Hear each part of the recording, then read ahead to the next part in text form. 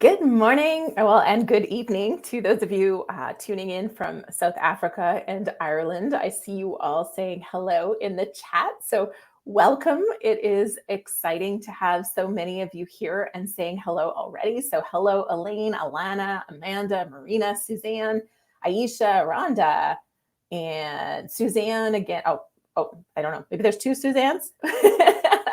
No, it's the same one. Carol, Michael, I thought I saw Tony in this list too. Bill Miller's in the house. Hello, and welcome. All right, so this is the September deep dive training session. And I doubled it up because we are going to celebrate 50,000 subscribers as well. So thank you to so many of you. I know Bill's in the house. He's one of my YouTube besties. Bonnie here as well. Probably several others as well. So thank you so much for your support over the years, helping us get to 50,000. My son is anxiously awaiting the play button when we hit 100,000. That's when I will become like super cool mom, is when I get the YouTube play button. So we're halfway there. and so we're going to have lots of prizes in celebration. And additionally, today is also a big day because my next book, Self-Promote and Succeed, is coming out on October 3rd. And while I'm not doing a huge launch or trying to, do anything big with this, of course, I want everyone to get a copy because I wrote it to help authors. And today I've got a few incentives if you want to buy more than one copy. They're officially, my team is going to panic because this is officially the launch week incentives. But I wanted you guys to know about it and be able to get multiple copies now, or, you'll have the first week of launch as well to get them. So yeah, that's happening. And so I've got tips for you, marketing tips, but I also have news. So I'll recap some of the big news over the last week. And then I want to talk about Amazon categories, because research from Kindlepreneur came out this week, and it's really important that all of you know about this as well. So we have a ton to do. And as always, we will also be giving away a lot of prizes, and I'll be answering all your questions because we've got 2 full hours together in this deep dive. So, Professor Burlingame says the book is lovely so far. So thank you. Sorry, I've left Angela in the backstage. So I'm going to add her to the stage here. I don't know where that's going to put her. There she is. So, all right. So let's see. We'll have to mute your mic first. And then let's see. It says, I can kick you from the studio or ban you from the studio. I'll be on my best behavior. That's so funny. All right. I think I know. I'm just trying to figure out solo layout. Oh, now it's the Angela show. Here we go. There we go. I got it figured out. Angela does not want to be in the spotlight for this, but Angela is here to support, collect your questions. And of course, those of you who've been here before, she's in charge of all things prizes. So it never hurts to be her friend. And speaking of prizes, let's kick it off. So I'm sorry, this is kind of awkward, but here you go. We have copies. We have some of these t-shirts. It says, I write books, drink coffee, and know things. That's what I do. And it's got the hashtag No Boring Books mug on it. So we have 5 of these to give away today in celebration of 50,000 subscribers. So I'm going to kick it off right away and say, Elaine, if you are in the United States, one of these t-shirts is yours because you were the first one this morning to say hello. So Elaine, all you have to do is email Angela team@booklaunchers.com with your mailing address and your t-shirt size. We have women's and we have men's. So, and right now we still have a lot of sizes. So chances are we have your size. If you're not in the States, we will happily send you a book. So you can choose from Self-Publish and Succeed. You can choose from an ARC copy of Self-Promote and Succeed, or we can send you our Oh So Soft journal. But thank you for being ready and early and saying hello first. Everyone else, Angela's collecting your names, and we're going to put them in the random name picker, and we'll be randomly picking. And then, of course, there's always prizes for participation. So asking questions, commenting, all those things, paying attention for the skill testing questions, all those things will help win prizes. So I'm sorry, I just saw something here. Rocking my No Boring Books hat today. Yeah, we've got those. We are almost out of these. These are now going to be collector's items because there's only, I believe, 2 left. And we might give one today, but I think we're going to hang on to those ones for now. Okay. Content. Let's talk about the news really quick for everyone. The first piece of news, which I had talked about a couple weeks ago, but because it's important, I want to make sure everyone knows. If your book is out and you've used Ingram Spark, you need to make sure your wholesale discount is updated, to 40%. That's all. It's nothing complicated, but a lot of people set it at the minimum, the previous minimum, which was 35%. And they are going to delist your book at the end of October if it is not moved to 40%. So just go log in. It's not very difficult. I might even be able to just quickly show you. So give me 1 second here and let me see if I can get logged in while talking, because I should be able to multitask. We'll see how well I do this. So the previous wholesale discount was 35%.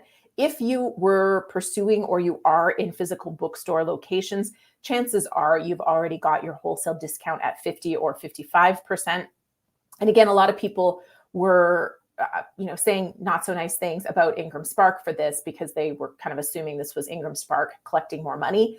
It is not Ingram Spark collecting more money. It is the retailers were not cooperating or not listing or carrying their books anymore.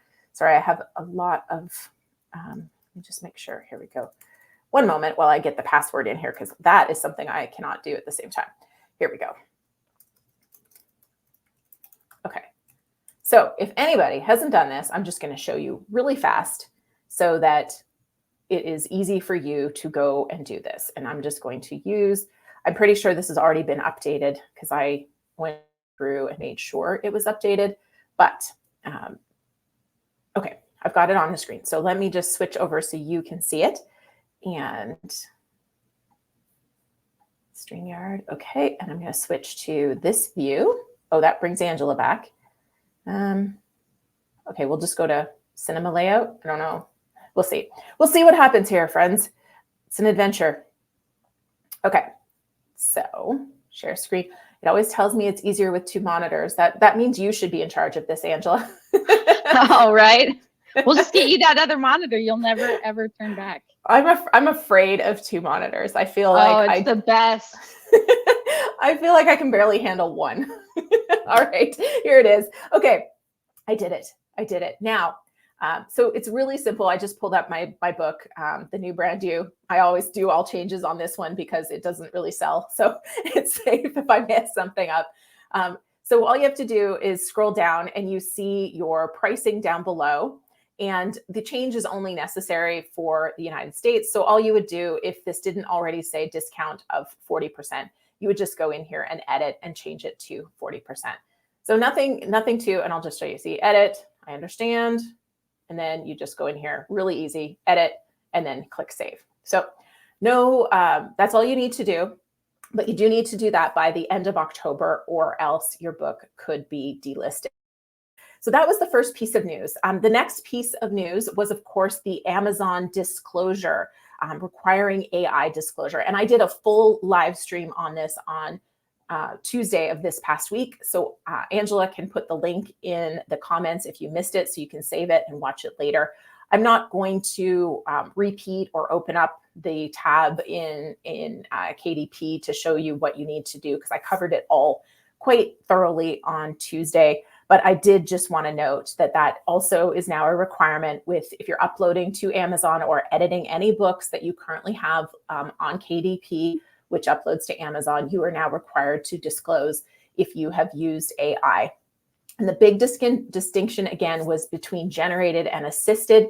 You don't have to disclose if your material was assisted with AI, which is, there's a lot of different ways, but the most common one for writers is if you've used Pro Writing Aid or Grammarly to rephrase a sentence or edit. Those are AI tools, but it is assistance. It's not generation. The big difference is where the material is originated from. So if you've written it yourself and then used AI to edit or refine it, that's AI assistance. If you've used AI to generate the first draft and then you edit it, that's AI originated. And so you have to disclose if you generated it, so originated it from AI, but you don't have to disclose if AI assisted. And this is for images, translations, and for text. So big change there. For book launchers clients, we have new terms and conditions that we will be rolling out. They're done. We finished them with the lawyer. We actually had already done this prior to Amazon doing it because we could see this coming. And so they're now done. The lawyer is just finalizing a few pieces where people are going to initial, and we'll be rolling those out to everyone and all new clients next week, just because we need to now know if you're bringing us a draft of your book, we need to know where and what you used to generate that draft of the book. So all of that has to be disclosed to us. So the terms and conditions are just laying that out for us, and also disclosing the fact that we do use AI. And we've talked about this before, is that we're using AI as a company. We use it to generate ideas, brainstorm titles. We use it for creating first draft of copy for book descriptions, media kits, bios, all of that sort of thing. So there is, so from our side, we're disclosing that, but our writing team is not using it to write the books. We are using it for idea generation. So lots of changes and excitement in the world. And then, as if that was not enough, the piece that I wanted to touch on today before we dive into book marketing tips and strategies and talk about some of the cool content that is inside of Self Promote and Succeed is the research that rolled out from Kindlepreneur this week on Amazon categories. And some of it was not a surprise to me and to my team at all, because we've seen some funky things going on with categories this year. And some of it was validating and some of it was kind of like, okay, now what? So I want to touch on that with all of you today so that you're aware. You may have seen some of the news for those of you who follow things pretty closely. You may have seen the news already in terms of like Dave Chesson dropped it, and then some other people have followed pretty quickly with it. But yes, Michael Hurst, every day is an adventure. Is an adventure. There's always lots of interesting things.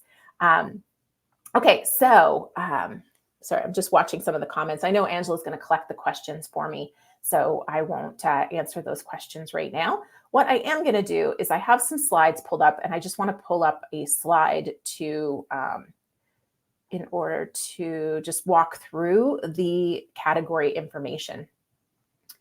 And let's see. Here we go. I tried to close a lot of things before I started this, and yet I still have I still have so much here. Okay, so slideshow. Hopefully you guys are seeing the slide. It took me out of the StreamYard view, which is why they recommend you have two screens for this. So there's the book. This is some of the content we'll talk about today, Self Promote and Succeed. This is coming out October 3rd. I know quite a few of you here already have your ARC copies because you're part of my fabulous book army who is reading the book right now and will be posting a review when it launches. So thank you for that. Everyone else, it is available for pre-sale now. So you can grab your print copy or your ebook copy. I am currently in the middle, like literally in the middle of recording the audiobook. I recorded 7 chapters yesterday. I did 2 this morning. I'm hoping I'm going to get 5 or 6 done today before I leave the office, and I'll finish up the rest of them tomorrow. What I'm doing with the audiobook, just as a side note, is I'm actually going to be giving it to people for free for a while. And I'll be uploading it to YouTube it'll probably be in private links. I don't think I'm just gonna like upload it en masse because I want people to subscribe to my newsletter, the book launchers, the launch letter that comes out every 2 weeks. So if you're not already on it, you probably are because you got notified of today's stream. But if you aren't already on it, booklaunchers.com/newsletter, and then you'll get notified of the audiobook. And then I'm also going to set it up on BookFunnel and give it away and run ads to it. And it will just be an opt-in as well. So it's going to be a platform building play, which is a lot of what I'm talking about in this book. And what we're going to touch on today is there's a lot of hype around launch. There's a lot of pressure around launch. And having done a big and fairly successful launch myself in the past, I can tell you it's a ton of fun, but it is not for everyone. And you have to understand the trade-offs and everything has trade-offs when you go for it.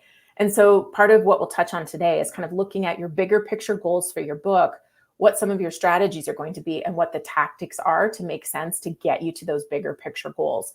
Because there's a lot of there's a lot of emphasis put on launch, and that may or may not be the right fit for you as an author or for this particular book on your author journey.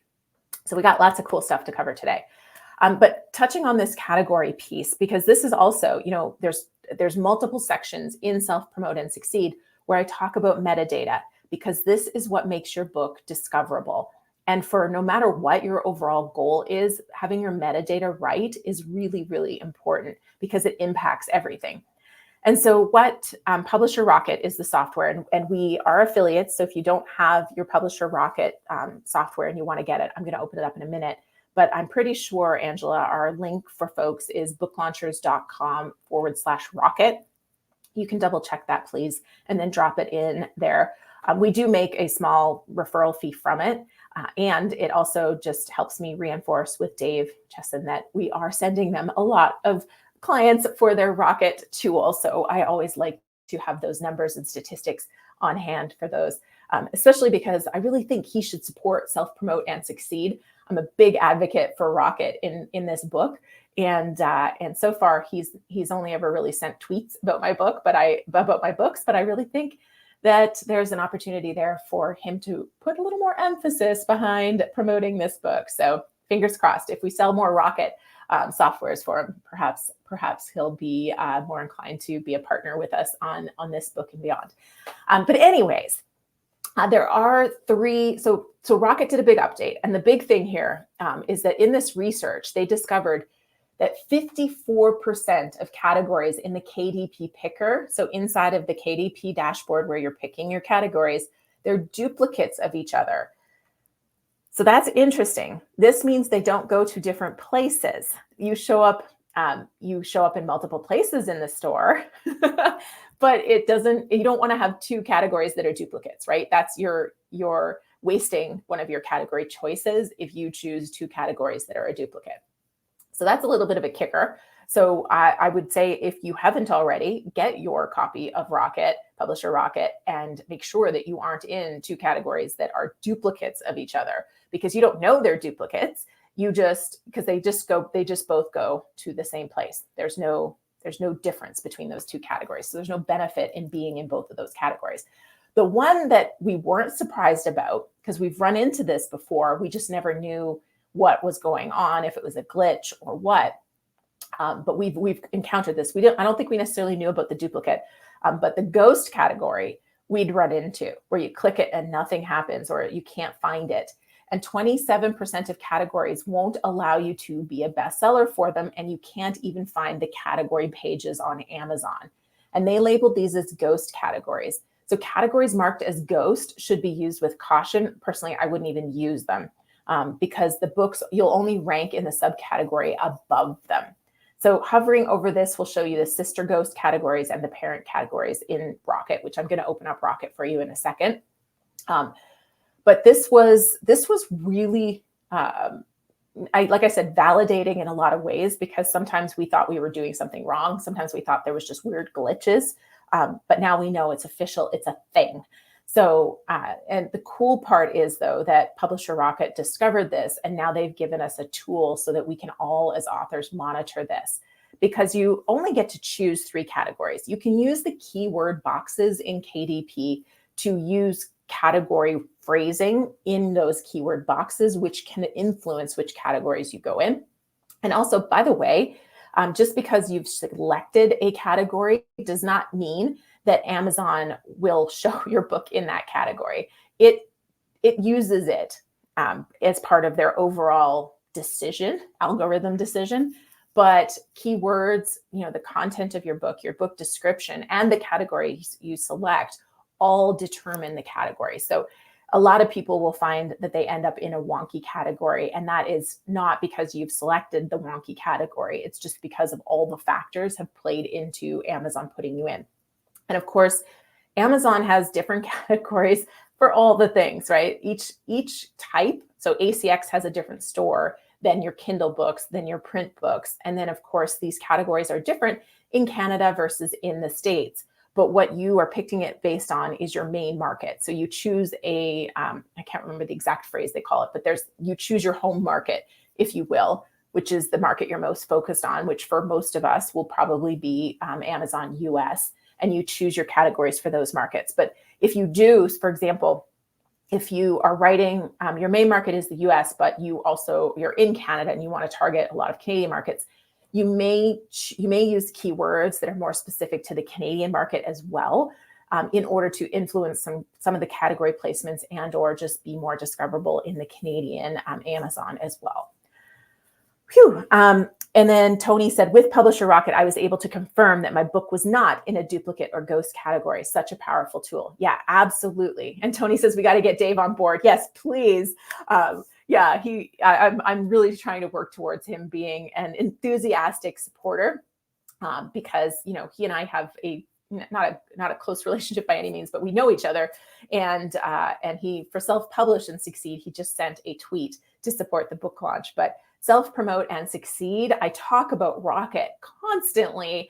My team said he should have sponsored it.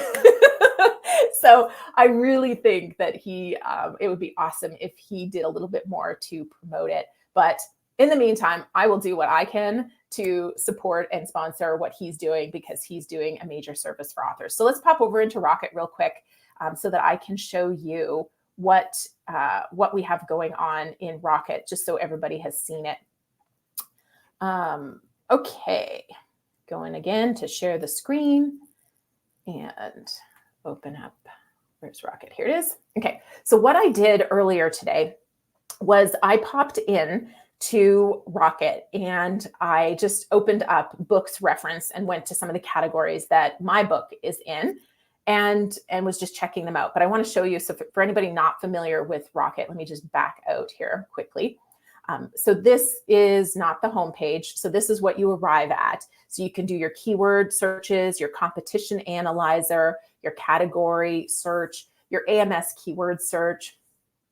We are so on the AMS keyword search. I haven't checked with my team since they've done some revisions in the last month or so, but we haven't found this to be highly effective for Amazon ads, but it's nice to get a big, massive starting list, which is what it gives you. Okay, so what we're focused on today is category search. So you can go in here, you can search in books, Kindle, and Audible here. I'm just gonna go for all at the moment just to keep this quick and easy. And so then I went down to reference, which is where one of the categories lives for my book. And so those were the big higher level categories, by the way.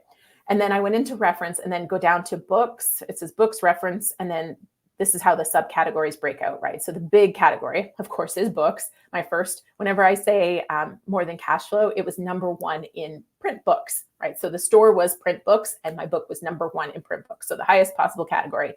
And then reference is the next big subcategory. And then underneath it are sub and sub categories. So if I scroll down to, sorry if it makes you spin, you can close your eyes and I'll tell you when I stop. There's like an authorship category down here that I'm just trying to get to. Script writing, fiction. Okay, well, we'll go with writing skills because I know it's in there too. So in here, so you can see this book's reference. So that's one sub, and then sub is writing research publishing guides, and the sub is writing and then writing skills. Okay. And so really cool. Now they've added this selectable. So that means Amazon allows you to place your book directly into this category as placement in KDP. Duplicate. Oh, here we go. This category shows up more than once in KDP, and each instance points to the same category page in the store. This category is also called, and then you click on this to view duplicate categories. So again, it's not bad to be in a category that has duplicates. What you do not want is to be in the same category. So you wouldn't want to be in the science fiction or the science fiction, like you can see the sub categories here. You don't want to have that and this, okay? So you want to avoid that. And then a ghost category are difficult for shoppers to find, and books cannot rank or be a bestseller within them. We've seen this happening also with some of the books that have questionable content. And I'm not going to dive down that rabbit hole now, but we already knew they were ghosting. Some books just don't show up no matter what you do when you try to search for them, let alone their categories. So it was interesting about this. So books would rank only for the parent category, and the stats for the parent category should be what you're focused on. I would just avoid the ghost category then. Based on that, I wouldn't use it. And then it says view sister ghost categories. So this is what is new, which I thought was really cool. I'm just going to open up the insights for this. So everybody's probably going to grab Rocket. So again, booklaunchers.com/rocket or whatever link Angela dropped in there. Okay, so this is a neat summary. It shows you how many sales do you need to be number one per day to rank number one for this category. So 171. And if you want to be in the top 10 bestsellers for this category, you have to sell 11 books. So not that many. And then publisher percentage, this is how many are from a big publisher. So only 29% of the books in this category are from a big publisher. The average indie price versus the average publisher price. I don't know why that's undefined, but average days old. So the average amount of days since publication for books with significant sales. So this tells you that there's some old, I don't know what the word is, classic maybe books that are dominating this category. Most of them get 4.7 and their average size is 161. My book is rolling in at 303 pages. So it's substantially, it's more substantial than a lot of these books. Now, this is what we like to look at because if you're going in this category, you want to pay attention to, is this category a trending category? When your book has been out for a while and you want to check on how your book is doing and the categories it's in. If it's in 3 categories that are all shrinking, I would probably change it up and find a category that has a little bit lower competition, but also has some momentum and growth behind it. So, this one has relatively flat growth on a monthly rate, so forth. I won't read all of this for you, but this is a really, really cool addition. And then you can also click on keywords and get keywords for that category and understand that. And then you can take those keywords and research them to see how competitive they are in the other tab. Some really awesome stuff. But the whole point I wanted to share with you today was to understand ghost categories, duplicate categories, and just be mindful of your category performance because it does impact you on Amazon. Of course, for bookstores and retailers, it relies on bisect codes, which is also something that I cover in detail in Self-Promote and Succeed. So if all of this sounds completely foreign and new to you, absolutely grab Self-Promote and Succeed because it's going to help you. And speaking of which, maybe we'll give a couple copies away of it right now. Angela, I didn't open Slack. It's probably where you sent me the names. I don't know if you started collecting the names so we can start to do random draws. Yeah, I have a whole list of names. I haven't sent them to you yet. I can send them now though. Okay, yeah, if you want to drop them to me and then we can, if you haven't already commented and you're going, wait, I'm not on the list, you still have time. Angela can add your name in after this, but I am going to grab the names right now and go ahead and post them. And while I'm doing that, Angela, if there's any questions that you can answer while I'm doing that, just so there's not dead air while I'm taking the names and putting them in the random name picker, that would be fantastic. Yeah, sure thing. I just sent them over to you. They're space weird, but you got them. You got them. Okay. Thank you. Yeah, let me pull up the list real quick. Hold on just a second. So Cynthia asked, if I work with book launchers, will you help me select my keywords? The answer is yes. Yeah, we definitely are going to be using Publisher Rocket and some of these other systems. Julie had mentioned that we are revising some of these pieces, but yes, we do want to make sure that your book is placed in the right category and have really strong keywords in the copy as well as with the title, the subtitle. So yes, absolutely.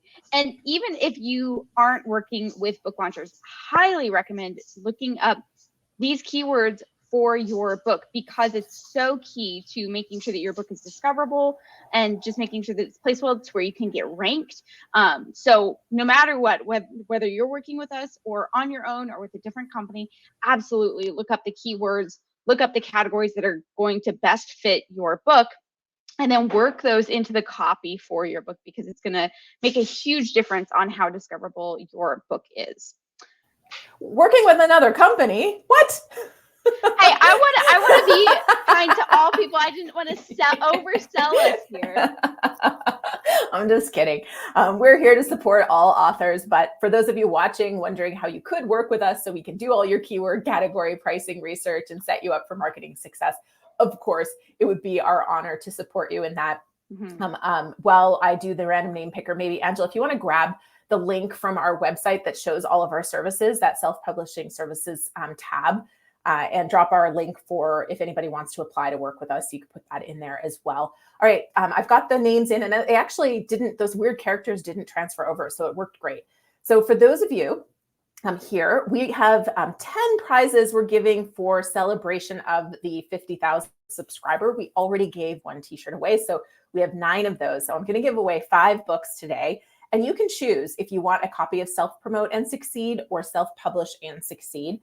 And Self-Promote and Succeed, you'll have to be a little bit more patient waiting for it, because I think Angela has she's already distributed all of her ARC copies that she has. So we might be waiting for a new box before she can do those. But all right, and here we go. Hopefully you see my random name picker. I might have to change the view here. Hold on. Random name picker. Allow. Okay, so, oh, there it is. Good, awesome.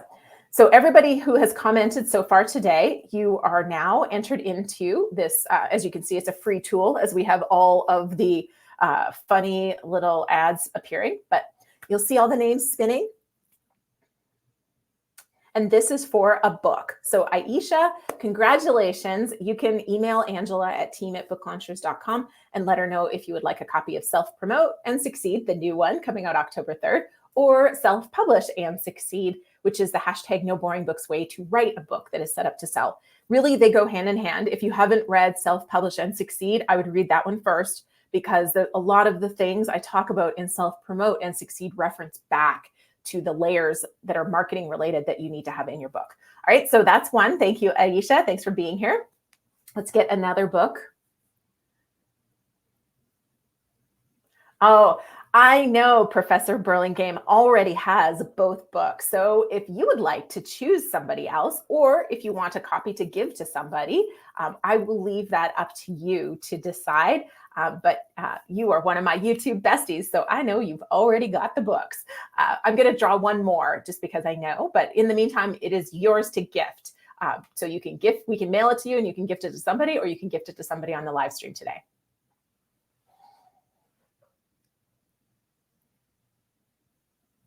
And Efren is in the same category. And actually, you two, now that I think about it, if you guys don't have t-shirts and you want t-shirts, we can switch the prize over to be t-shirts. So Efren and Professor Burlingame, if you don't already have your fabulous t-shirt, I write books, drink coffee, and know things, that's what I do.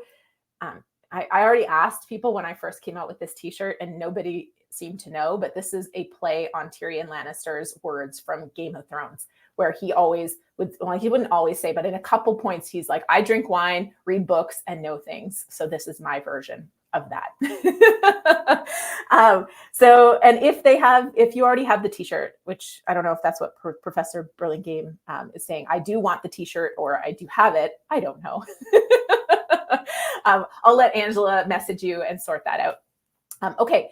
So I'm just thinking now, I think next we will start talking about some of the points that I want to share from the book and for marketing. And then then we'll have lots of time at the end for questions and to specifically talk about, kind of any piece that you guys want to talk about.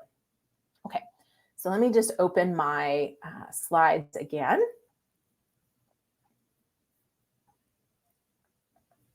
There it is. Okay, so Efren, I put your picture up here because I thought you might be on the deep dive. So this is Efren signing copies of his book, The Opposite is True. And his book is a nice meaty book, as you can see there.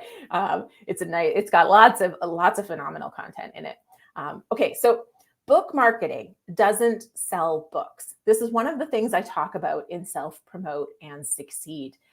And then as soon as I write that, I quickly counter it by saying, so why bother? Why do you do it? But book marketing can lead to book sales.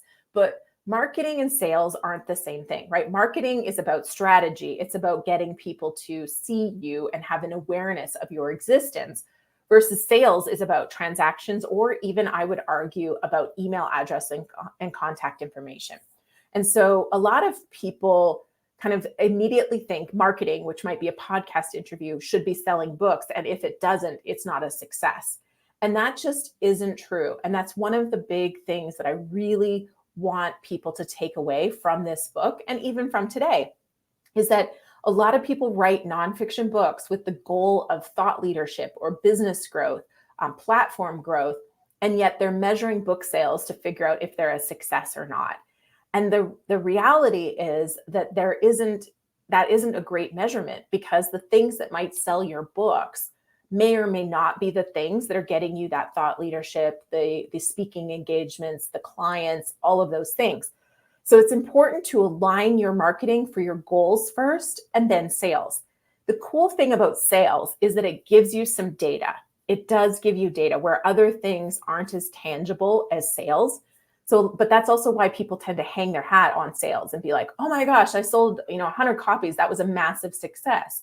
Well, maybe it was 100, it was a massive success. But one of the stories that's in my book is a conversation I had with an author who didn't end up working with us, but he'd been introduced to me by a friend of his, by a mutual friend that we have. And he had sold, his book had been out 4 years, and he had sold 12,000 copies of his book. And yet he felt very dejected. And the reason is because even though he'd sold 12,000 copies of his book, he had not gained one single speaking engagement from his book, which was his sole objective when he launched the book. He had sold a lot of those by packaging them up with his existing speaking engagements, and that's why he'd sold so many. But not a single speaking engagement originated from somebody who got a copy of the book. So that, to me, was a positioning problem. His book was not positioned in the same way to get speaking engagements. Had he thought about it from the beginning and aligned it, and then aligned his promotion, which is kind of why I wrote Self-Publish and Succeed, which thinks about that alignment right from the beginning. But my point of sharing that story is simply to say 12,000 books is, a pretty successful book after 4 years. Selling 12,000 copies of your book is solid, especially for a self-published book that he's done almost no marketing for. That's a good number. And yet he felt like it was not a success. And then another story I share, which was a podcast I was on, John J. Bowen, and we were talking, I think he'd written 20 books. And he said one of his books only sold a couple hundred copies, but it was a result of somebody reading that book. He sold his business for $6 million. And so he was like, all my books have been successful. They just haven't all sold well. And I think that's a really big thing to keep in mind, is that sometimes book sales are not actually a measure of whether your book has achieved its goals for you or not. In order for a book to succeed, I believe there's 5 layers, and I've now baked them into this colorful cake for visual reference. And some of this is in Self-Publish and Succeed, and then I carry on in Self-Promote and Succeed, because I think that a lot of authors really need to be very mindful of this. And this is one of the reasons we get a lot of people whose book is done or almost done, and then they just discover us. I'm working really hard for you folks to help you discover us before you get to this point, because I know it's heartbreaking. I have a lot of calls with people who are devastated. They've put a lot of time and money into the book, and if only they had found book launchers sooner or worked with us sooner, we could have helped them avoid some of the mistakes that they made. Because even if you hire a great editor, they are probably not thinking about your bigger picture goal and how to position you. And that's why I started the company 6 years ago, was because there was a lot of great editors or book designers or even book marketers, but bringing it all under one roof so we can all align towards your bigger picture goals is so, so important. And so layer 1 is a clear connection and knowledge of who your audience is. You have to have clarity on this, and not just from who you're writing for, but who are you selling the book to at the end of this. And this is where a lot of people will tell me, my book is for everyone. I'm going to give them hope. I'm going to inspire them.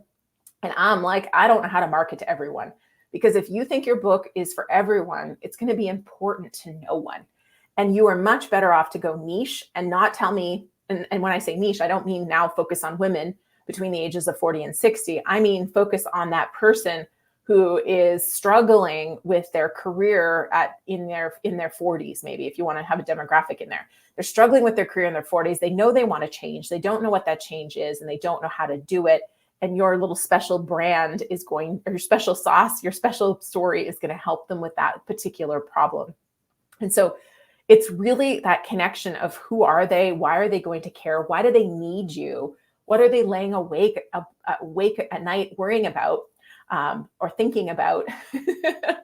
Sorry, when I said that, I just realized when I was laying awake in the middle of the night. Well, I wasn't laying awake, but when I woke up, I realized that I had I was recording these audiobooks today, and I realized that there was one thing that we hadn't done as a company in preparation for it. So that's what I'm thinking about in the middle of the night right now. It's like, oh, what, my book launch is coming up. Have we done everything we're supposed to do? Did I forget to do something? But clear connection and knowledge of who your audience is, that needs to be baked in throughout your book. And then all of your marketing really needs to speak to that person and how you're going to help them. Layer 2 is clarity around your author brand, so you know why your reader cares about your message. This goes back to who you are and your unique message, your unique story. And one of the stories that's in Self-Promote and Succeed, and don't worry, it's 303 pages. Even though I'm telling you some of these stories, there's still plenty, plenty to read and plenty to learn inside of the pages of the book. But one of the stories I tell is of this guy I met. And I will never forget the conversation, because he was telling me about how he had been in and out of foster care as a child, and then he was in gangs to survive. He ended up in prison, and then he launched a company that became, I think, a multi-million-dollar company, and then lost it. And now he was in sales, and he was starting to build quite a good career in sales. And I was like, awesome. And he had all these insights as to, connecting with people. And just the way he had connected with me in this conversation, I knew he could help people, because he didn't look at anybody and judge, right? I think because of his background, he actually looked at the heart of the person and was able to connect right to the heart, not the surface level things. And that is a phenomenal talent for sales or connection, networking, all of those things. So he would have had a really cool book. But he said something that I will never forget at the end of it. And he was like, I don't have my perfect ending yet. I can't write my book. And I tried to convince him that he had a cool brand and this was going to be a phenomenal book for people. But he was convinced he needed a perfect ending. So please, you can help a lot of people with your story. You have to have insights from what you've gone through, but you don't need a perfect ending. I mean, who has a perfect ending? We're humans. Nothing's perfect. We're messy. But knowing your brand, like what have you been through? What's your origin story? Why do you believe what you believe? And what are those kind of couple of core elements that you're going to hang your hat on? That is layer 2. That needs to be in your book and in everything you do for marketing. And layer 3 is a reason your audience needs your book. We call this the hook, the outcome of the outcome. We talk about this all the time at Book Launchers and booklaunchers.tv. Layer 4 is building that relationship, growing the platform in your book, and having invitations to connect. So you're going to see when you read Self-Promote and Succeed, I'm sending you to a couple of pages to download resources, to get on my email list. And the first page of the book when it comes out is it's not probably, it has an invitation to download resources. It says, thank you for reading this book. And it has a connection point because, again, my goal with this book is platform building and business growth for book launchers. Of course, I would love to see books sell, but I'm going to give away enthusiastically books to the right people for years to come. Just like we've given thousands of copies away of Self-Promote and Self-Publish and Succeed. I'm going to do the same thing with Self-Promote and Succeed, because the goal is not about a list. The goal is about helping authors and growing our recognition and our business at Book Launchers. Oops. And layer 5, metadata research to position your title, cover, and book copy for marketing success. So this is your keywords, your category, all of the pieces that matter. Your title is really important to get right because you can't change it afterwards without having to change everything. But you can change your cover, you can change your copy. There's a lot of things you can play with post-launch in order to get this layer right. But, using tools like Rocket can really help you get it right from the start. All right, I still have more to cover, but I wanted to see what you guys are talking about over here. Anything I should know, Angela? I mean, we do have some questions, and some of them are about Rocket. So are you okay jumping into those now? Yeah, for sure. We'll come back to the other stuff in a bit. Okay. Yeah, there are, I think, like two. So Efren had asked, does Book Launchers customize the categories for clients in other countries? Not really. And so because your home market will end up being the US. And so there could be keywords if there's a market you want to focus on. So occasionally we have a client who's like, okay, my main home market's going to be the United States, but I also think I'm going to focus on India because I have a large platform there. My business operates out of India. And then we would maybe look at some of the keywords we would put into the 7 keyword boxes. But the one thing I always tell people is we're North American specialists. We are not international specialists. So we'll help check your international pricing. We'll do a few things like that. But when it comes to international markets, we've really tried to be experts in the North American market. And there's little things we can do, but it's not our specialty. Okay, thanks. And then the other one was from Michael Hurst, and it said, will Rocket help us determine which category is the best fit for our books? Yeah, absolutely. So it's turning into a Rocket promo. Was that the right URL, by the way? Yes. Yeah. Booklaunchers.com/rocket. Mm-hmm. Okay, cool. I thought it was, but I wasn't certain. So this is definitely turning into a Rocket promo session, but that's okay because it is an important tool for everything that we're talking about around self-promote and succeed. And so let me just quickly show you. I don't want to do a full tutorial, but yes, the answer is yes. So if you go into, say this, oh, sorry, it just opened it up, Amazon. And now you probably can't see it. Hold on. Okay, now I have everything open, but pardon me. Okay, let me get back to Rocket. Is that what you guys are seeing as Rocket, Angela? Yes, yeah, we see Rocket. Okay, cool. So I left Rocket and was sent off into another screen. That's why you lost me for a minute. So you can do this kind of, I won't go through how to do category search, but what you can do is if you choose a category over here, sorry, it's slow to load. It might not like doing this live. Let me just see. Back.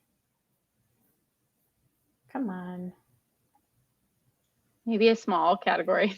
Yeah, here we go. Okay, so you can see in here, so there's a couple things you can do. You can use the competition analyzer to see what categories some of the other books are in and then come and research them.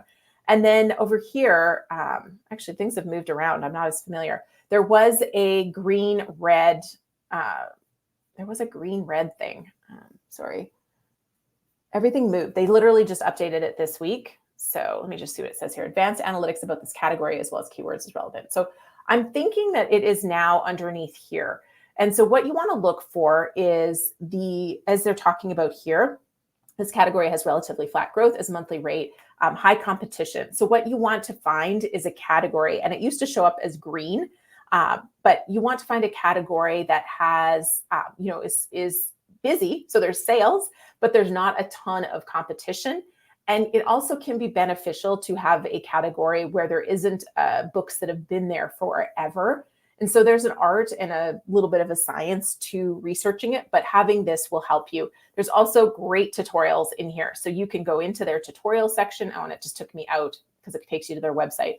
But there's tutorials there that will walk you through how to do this research and how to use their tool to understand the categories and find the best ones for your book, and then just check. The thing is, Amazon doesn't tell you what categories you're in. So if you're going later, what you will need to do is you will need to go to a service called, I'm just dropping it in here. This website, you can use this website to figure out which categories your book is appearing in, and then go into Rocket and research those categories. Because you won't get a list from Amazon as to what categories you're showing up. Okay. Any other questions? I mean, yes, but those are the ones about Rocket, so we can save them for the end. I've got a few others for later. Okay. Awesome. Well, since we're out of my slides already, let's do another prize. And so the first, I'm going to do a skill testing question this time. What is the launch date? And Efren, you can't answer. What is the launch date for Self Promote and Succeed? And Professor Burlingame, you won already too, so you can't answer this either. But let me know the launch date of Self Promote and Succeed. The first two folks to get it right. I just said you couldn't answer, and she answers anyways. All right, Richard, and I just saw it. Where'd it go? My screen. Marie Claude. You two are winners, so you can win a copy of Self-Publish and Succeed or Self-Promote and Succeed. Or so let Angela know, team@booklaunchers.com. People were paying attention. I like it, you guys. Fantastic. All right, let's go back into my short little slide presentation. And someone had requested to see that that cake with the descriptions again, if possible. Oh, okay. We might be able to do that. We might be able to. No promises, my friends. Let's see what I can do. There you go. So there is our little layer cake. And of course, this is content. The beautiful picture is not inside of Self-Promote and Succeed, but these layers and their details is straight from the pages of Self-Promote and Succeed. Okay, so one of the things that I wanted to make sure you all take away from the book and from today is this idea that you want to align your goals with your tactics and how you're measuring your success. And so the idea is, if your goal is book sales, here are some of the tactics you'll use and how you'll measure your success. If your goal is platform growth, there's some tactics that you'll use and you'll measure your success in a different way. And same with business growth. So these are just suggestions and ideas, but it's just to reframe your thinking so that book sales isn't always your measure of success. Because again, I can't tell you how many examples I have of Self-Publish and Succeed. We gave it to somebody at a conference, or we mailed it out to clients, and it ends up resulting in, me getting invited to, sorry, just reaching across here. It ended up in bringing on somebody as a client, or somebody gives a copy of the book to a friend, because sometimes it's easier to give a book as a resource than to say, hey, go talk to this company. They give the book to somebody. And it's happened in quite a few cases. One of them, we mailed a copy of the book to a client, and the client gave it to somebody on their team. That person on the team said, this person needs to come and speak at our event. I went and spoke at the event. And then we actually, we had several people become clients as a result of me being at that event. And then they invited me to teach a course as part of an academy that they have. And so that comes from one free book. That is a massive success from a book I did not sell. And so I hope you understand why I feel like Self-Publish and Succeed has been a great success, even though it never topped any of the bestseller lists. And, of course, my ego would have loved that, but it wasn't the purpose of the book. Same with Self-Promote and Succeed. The purpose is not that it's going to knock over anybody else's book on the charts. The purpose is that we as a company have another tool to grow our audience, grow our industry recognition, and further expand as a company. Okay, so book sales, because that is okay. If you wrote this book and your goal is to sell it, that is totally fine. Let's make sure you're doing the right tactics that lead to book sales. Because again, and I'll pick on podcasts for now, podcasts are great for a lot of reasons. Podcasts rarely sell a lot of books. I have sold books from being on podcasts. I know some of our clients have sold books from being on podcasts, but podcasts tend to be the indirect route to a sale. It's not be on the podcast, sell books. It's usually be on the podcast, get invited to speak, get invited to do something else, or be on podcast person loves you, says, hey, I am interested in your service. And, oh, hey, actually, I want you to speak. And can you send me 100 copies to, as part of this speaking contract? It's not usually be on podcast, sell a lot of books. So book sales, promotions are things that lead to book sales. Doing 99-cent ebook sales, getting those coveted BookBub features, doing 2-for-1 offers, incentives for purchase, running ads, Amazon ads, banner ads, social media ads, Goodreads ads, BookBub ads. These are all things that directly lead to book sales. And your measure of success is simply number of books per dollar spent. So it's pretty straightforward. It's not necessarily an easy thing to do. It's not an easy game to play. Authors that have a bigger backlist, so they've got more books to sell, fiction authors, they can play in this field a lot easier.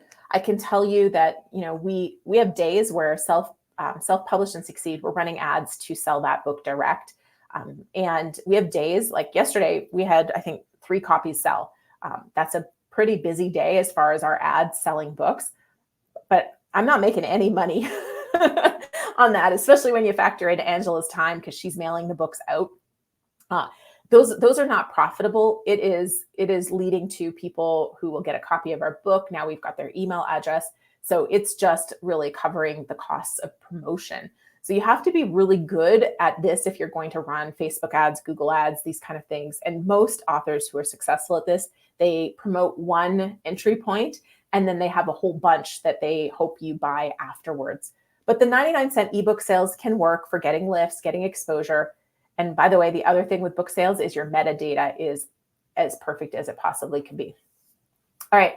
If your goal is platform growth, which is a phenomenal thing to focus on as an author, because the bigger your platform, the more books you'll sell, but also the more things you can offer these folks as far as courses or speaking. One of the things we do for our clients at Book Launchers is we help them turn their book into an online course, which can be another way to help people in a deeper way. And you have a lot better margin on a course than you do on a book that you're selling, where you might make $4 per book sold. On a course, hopefully your net is a few $100s at least.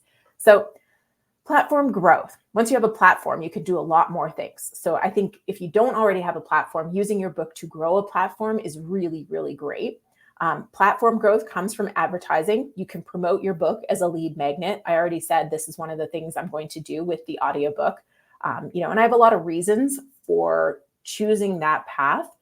One was in celebration of 50,000 subscribers. I wanted to do something for my YouTube community. And I think giving away the book, so I'm filming while I'm recording this. So this might be the most boring videos you guys have ever seen in your entire lives. So I'm thinking people on YouTube won't necessarily watch me reading the book. They're hopefully just going to listen to it. But I'm trying it. We'll see what happens. Regardless, I'm going to get them edited. So you're not listening to me repeating a sentence because I missed a word or repeating a sentence because I fumbled a word. We'll get them edited like all my YouTube videos. But I was smiling and laughing this morning, thinking as I rolled into the office here at 7 a.m. to start recording. And I was laughing at thinking about people just watching me read the book. But anyways, that aside, I did want to do something really cool to celebrate 50,000. And I thought, why not give everybody who's part of my YouTube community a copy of the audio version of this book for free? And then, like I said, I'm going to promote it. I'm going to promote it as an opt-in on BookFunnel. And so people that put their email address in, they'll become part of our platform and they'll get a copy of Self-Promote and Succeed's audiobook. And then, of course, I'll still sell it because I think something to be valuable free, it also has to be sold. So giving it away for free is not a strategy that I think works if you do it in its entirety. So, and there's a whole section in Self-Promote and Succeed where I talk about the strategy of free and how to not be a book bomber and just give everybody your book, how to give it away for free in a way that is still highly valued by the person who gets it. So platform growth, using it to get an email address is a phenomenal tool. We've garnered, hundreds of, if not thousands of people onto our list. Oh boy, my voice is starting to waver and I still got a lot of chapters to read today, my friends. Okay, so promote your book as a lead magnet or sell it for the cost of shipping only. You see a lot of people do this. And I won't get into my thoughts on saying it's free plus shipping because they charge enough that it covers the print cost of the book. So it's not really free plus shipping. But there's lots of ways to do it. What you're measuring is the size of your audience. So I would recommend focusing on your email list growth, but you can measure social media, you can measure phone numbers, physical addresses, whatever it is. But if your platform growth is your is your goal, your measure is not book sales. Your measure is your platform and how it's growing. Business growth. Publicity is phenomenal for platform growth and business growth. You can use the book as a tool to land these PR opportunities. And that is where podcasts are great. Podcasts are great for platform growth. They're great for business growth. We've had, as I've said before, but I've been on a lot of podcasts where the podcast host ends up becoming a client of book launchers. So while I don't know if anybody bought a book as a result of hearing me on that show, I have managed to connect with a lot of podcast hosts who have helped us grow our business by becoming a client or referring people to us that become clients, and or getting invitations to speak. Some of our clients have landed documentary features as a result of being on a podcast and speaking. I think there's been a few speaking engagements come out of podcasts as well. So business growth and platform growth, publicity is a great tactic to use for that. If business growth is your measurement, I would measure the leads and the sales that come as a result of these activities. So it's not that easy to do. This is something Angela and I have been working on a lot lately, is measuring kind of how something originates in your business and understanding kind of how it got there. So a referral from a client, but then you can dig back in and go, okay, how did I get that client in the first place? And you can kind of dig back down and see the ripple effects of all of these efforts. It's pretty phenomenal, but you won't know it if you're not tracking it. The other thing that's not on this chart, but I absolutely want to share it, is your opportunities and your network. And I wish this is something I had tracked, but when your book comes out, you start having a lot of conversations. And you get these conversations, and now all of a sudden somebody is like, oh, hey, I know they think of you, they think of your book, and now they say, oh, so-and-so, you should really talk to so-and-so because they're affiliated with this or they're interested in this. And all of a sudden your network, which maybe was this big, is now this big.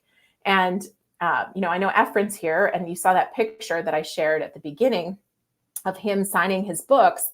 That was at this Book Thinkers event, which was before Lewis Howe's The Summit of Greatness.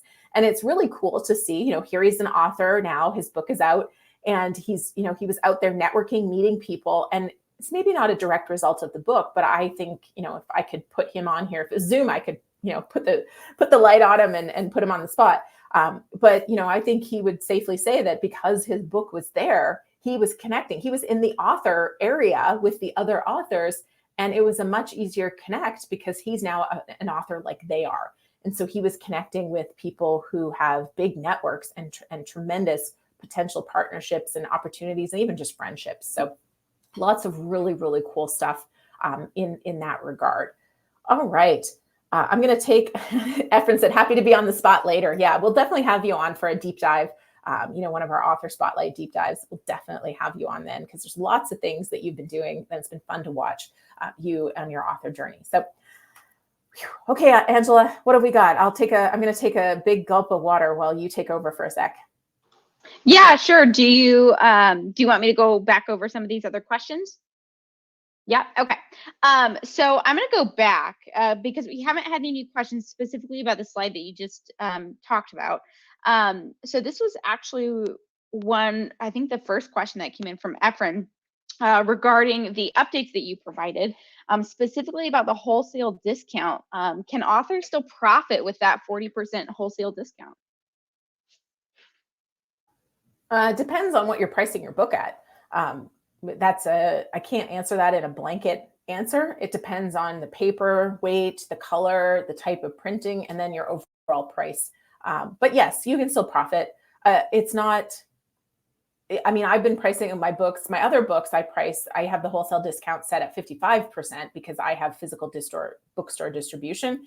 So I have to have it at 55% and you can't choose. A lot of people are like, well, can I have 55 for the bookstores and then, 40 for the other ones? And no, it's 55 or bust basically. And I'm still making a profit on those books, but it varies depending on a lot of factors. So it's not possible to really answer that. But you can run the calculations before you change the wholesale discount. Awesome. Okay. Another one from previously, because You've mentioned your audiobooks a few times. Rhonda had asked, do you use a program to record your audiobooks? And if so, which program do you use? Yeah, so I'm using GarageBand and Rodecaster mic and a Rode switchboard, all that stuff. I don't recommend recording your audiobook solo. It's painful. I did my first one by myself using GarageBand on my Mac and recording it in a home studio that I set up with blankets and soundproofed it. And I'm definitely better now than I was when I did that book. But I did self-publish and succeed in a studio with an engineer, and it was magical. I loved it. I showed up. I didn't have to think about was everything working, and I just performed. And there was somebody there to go, hey, you missed a word. Whereas I have to pay attention to what I'm saying and make sure I'm not missing a word so that I don't have a bazillion pickups. Although I'm going to have my editor use 11 Labs for my pickups anyways, because 11 Labs can handle, my voice with one word, which if you don't know what I'm talking about, I think we did an AI, or there's a YouTube video on 5 ways I'm using AI. So Angela, if you can grab that YouTube video, five ways I'm using AI as an author, that talks about 11 Labs. And anyway, so yes, I'm using GarageBand, but having it in a studio, if technology, so you guys heard me say I don't want to have 2 screens because I can barely handle one. So you can imagine how I feel in a room where I have the mic and I have a switchboard, I have the Rodecaster, I have to use GarageBand, and I'm also filming this so that I can put it on YouTube. I was having a little bit of a freak out session on Thursday because nothing was working and I was wasting time. And I was really like, why didn't we get a studio? But but I do have a soundproofed room that I'm using and some good equipment to make it happen. But again, I'm also not focused on selling this book on Audible. I'm going to make sure it can be edited to the quality that can go on Audible. I already checked it with my editor, but my focus is going to be on giving this one away for free. So the standards are a little different for this one than maybe a book that you're hoping to sell thousands of copies on Audible. Awesome. Okay. We have a couple others. Do you want to pause for a break, or do you want to keep going with content and save these for later? I have drank a lot of water, so I would love a short break. And so can you do a couple questions and or give away a few prizes while I'm gone? You can do a skill testing question. You can do, whatever you want to do. You could put, shine. We've been picking on Efren all morning. You could just tell Efren he has to pick somebody who's been participating the most. Do whatever you want. I will be back in 3 minutes. Thank you. Yes. Yeah, you're welcome.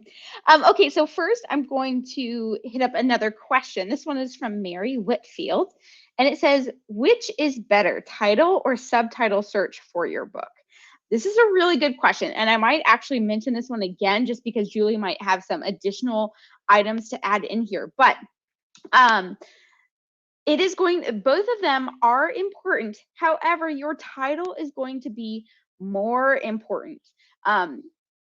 Overarching all of that, though, is being able to have really good, rich keywords in your title and in your subtitle.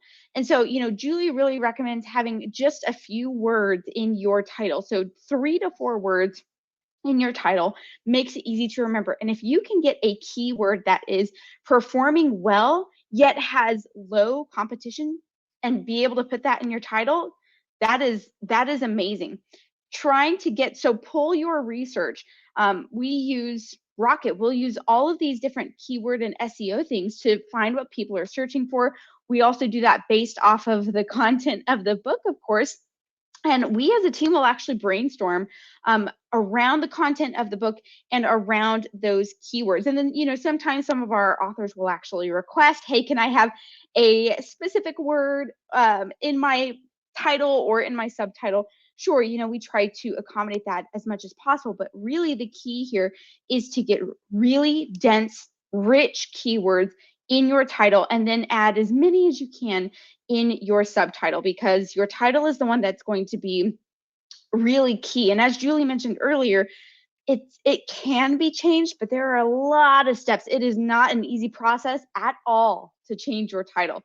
So really take your time, do that research to get it right, because it really, really will make a difference. Really good question, though. Okay, I've been seeing the chat over here come up. So let me see. And True has been a great search monthly. So yeah, Efren, you actually had a question about search. So your question was, someone on social media tried to search for my book on Google and said they could not find it. Is there a method to make your book searchable? So this is another one we could ask for some additional insight from Julie on. But with with your with some titles, there is going to be some keywords that automatically lead to certain areas of the internet. With your title, the opposite is true. That is, there aren't as many key things that would lead someone directly to you. So what I would recommend is, if they're actually searching on Google, to search plus book or plus Efren Delgado, because when I saw your question in the text, I actually did that same thing. I went to a guest Google page so that it wouldn't know like all my cookies or anything, and it would truly be guessing. And I typed it, and your friend was exactly right. You can't see it if you just type the opposite is true. However, if you add a plus Efren Delgado or plus book, then you're one of the first ones to pop up. So that would definitely be something I would recommend to anyone who you are telling to just Google your book. So you were really fast, Julie. I only answered two questions. Didn't give away any prizes because you were quite speedy. So one of the questions I answered, and I didn't know if you wanted to add any additional context to, was about title and subtitle, and saying which is better. So I gave a brief description and about making both of them as keyword rich as possible. The title is more important, but I didn't know if there were any other additional things you might want to add to my response. So the subtitle is where we would focus on keywords. The title, we want to focus on making sure there's not other books with that title, that it can show up in the search engines, that it's memorable, easy to say, and ideally that you can own the URL for. The subtitle is where we really want to identify the reader and sell the book to that reader in that subtitle, and do that with keywords that will make it more discoverable in the search engine. So longer tail keywords, single word keywords can be okay, but I like those buying intent keywords because those can really help sell the book and get attention. Awesome. That was a great addition, because those aren't things that I had covered in my response. So thank you. Okay, we just have one other question, but we can save that one for later unless, and I think some questions are coming in, but we're ready to dive back in if you are. Oh yeah, I'll answer the other, one more question, and then we should give away a couple more prizes. Okay, so Ken had asked what books that you have produced have had the most sales? I mean, More Than Cash Flow, my first book, definitely had the most sales. And as far as our clients' books, I can't disclose that.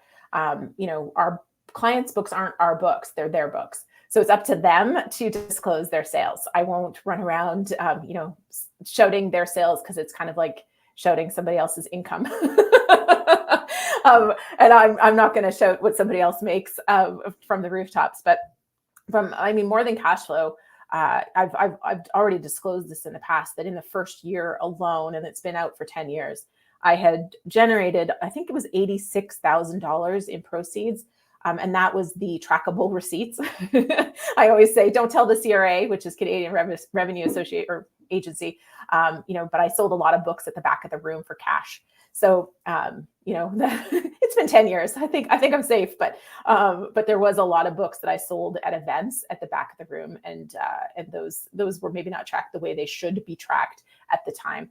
I didn't know what I was doing at the time. I was just like, oh, you want to buy my books? $20? Okay, cool. It was great. Yeah, so that book did well. And still to this day, it often outsells even Self-Publish and Succeed some months. Not always, but there are months where it is still outselling Self-Publish and Succeed, which we've promoted a lot. But again, our focus was not necessarily on selling the book per se. Our focus was on using the book as a tool for book launchers. Okay, thanks. Tony had asked, is there a limit to the length of the subtitle that you should shoot for? Not necessarily. I think we do have some parameters internally. I don't know if it's 20 words or what the team uses, but generally speaking, we're like, it depends on how long the title is. Because if you've got a long title and a long subtitle, your cover is just going to be text. and or you won't be able to read the subtitle. So we're really focused on like overall pieces of the puzzle. So if you've got a short title, you have a little bit more room with your subtitle. But also, if you have giant words in your subtitle, it'll make the subtitle look longer than if you have shorter, concise, to the point words. So we do consider having a subtitle too long and how it will look on the cover for the cover design. Okay, let's give away a couple prizes, and then I will go back, and there's a couple other points I want to touch on from the book. And then this is all for the rest of the time will be for you guys. So let me know what questions you have, primarily about book marketing, but honestly, we can talk about anything. Do you have ideas for prizes? Sorry. Oh, yes.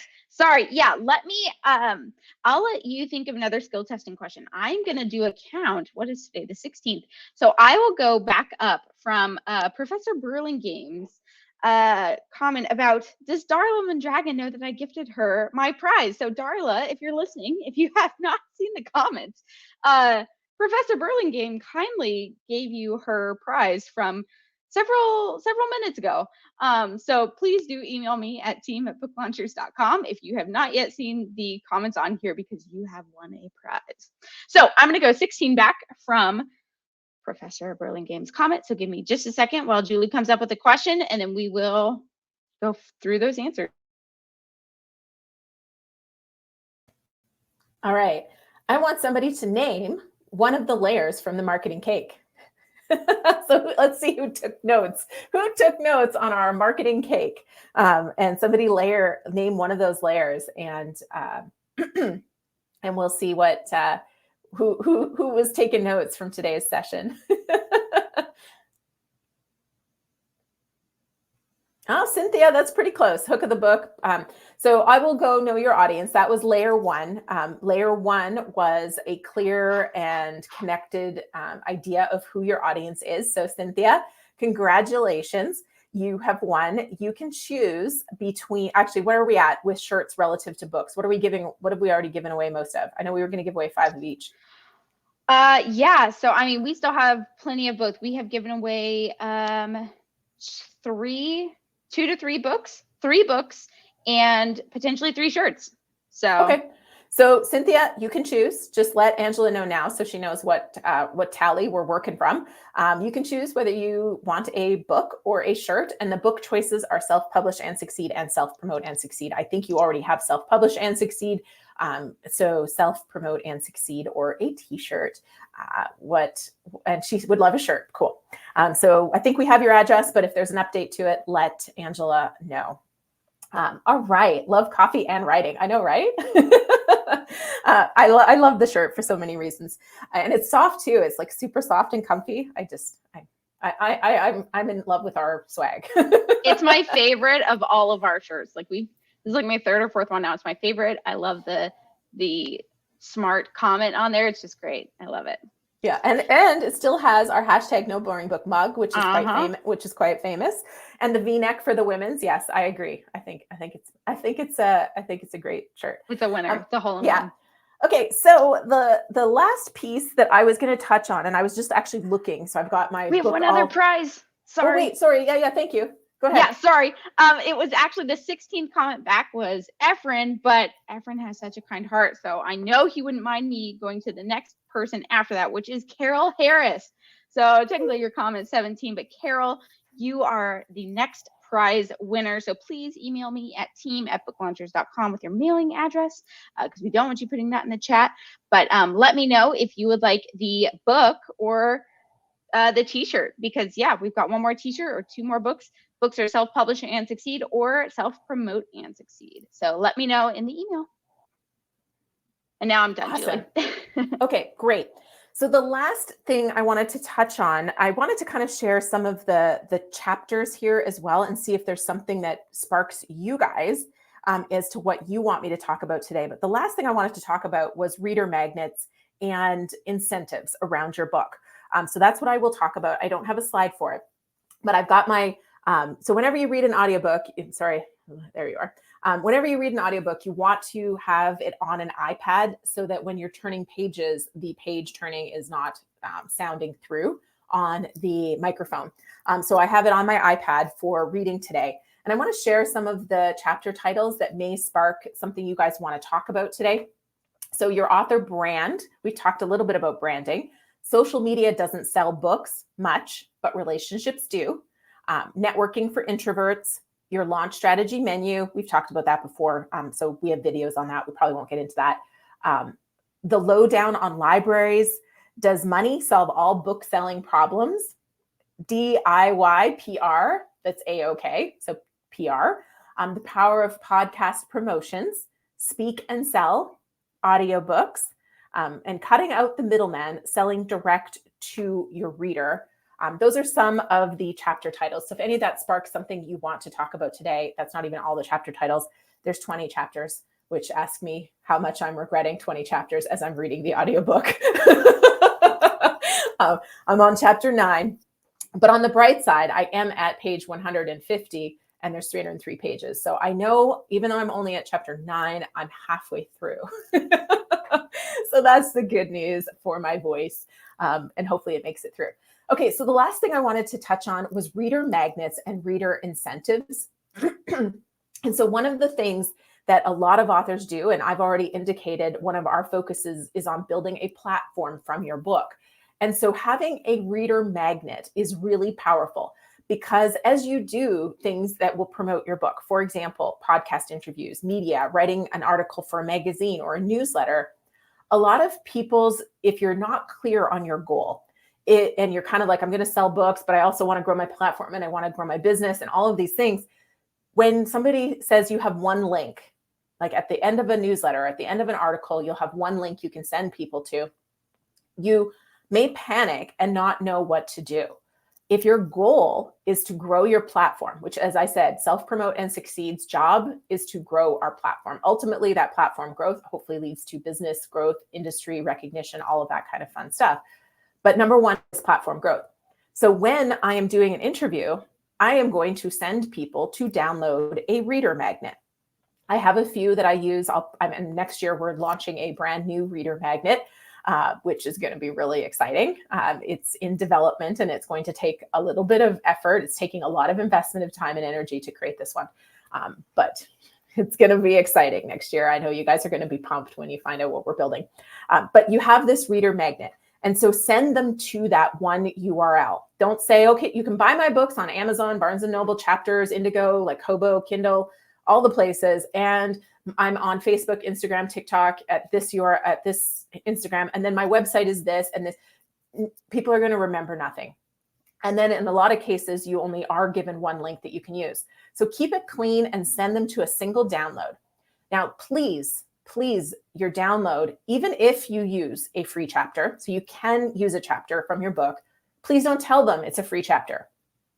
Nobody wants a free chapter. It sounds like it's easy to do. If you give away a chapter as your reader magnet, don't say this is a free chapter. Go download my free chapter. Sell the chapter like a tool. So for example, if I look at my list here, let's see. Networking for introverts. Okay, that's one of my chapters.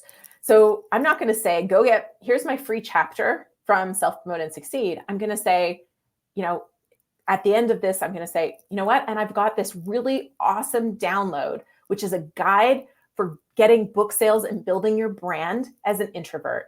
Really simple little workbook or little download. It'll explain how to grow your network, sell your books, build your brand as an introvert. Go get it at booklaunchers.com/introvert. That's not a real URL, so don't go there.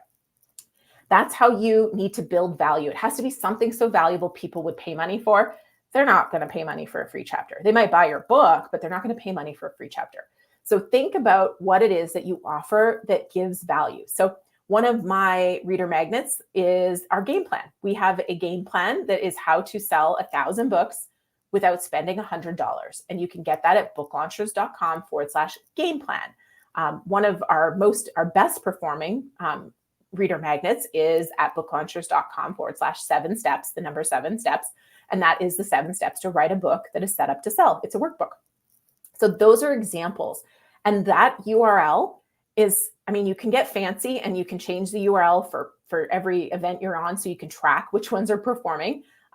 or you can give them different links to that URL.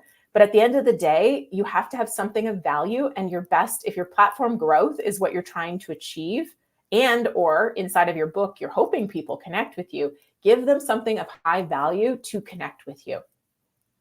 Okay, that was the last piece that I wanted to share today. And now I want to choose, let's see here. Angela, actually, I'll let you choose.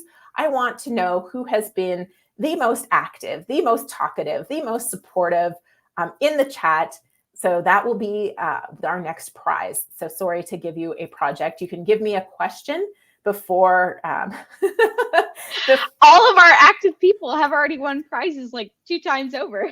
Well, pick somebody who hasn't won a prize and they've been active. Will do. Give me a second. Okay, so I will throw a question your way though. This is from, okay, let's see. I'll do one because we have some that are not marketing related. So I'll save those for later. So Rajesh asked, do you guys have KPIs about cost per sale on social media platforms like Facebook?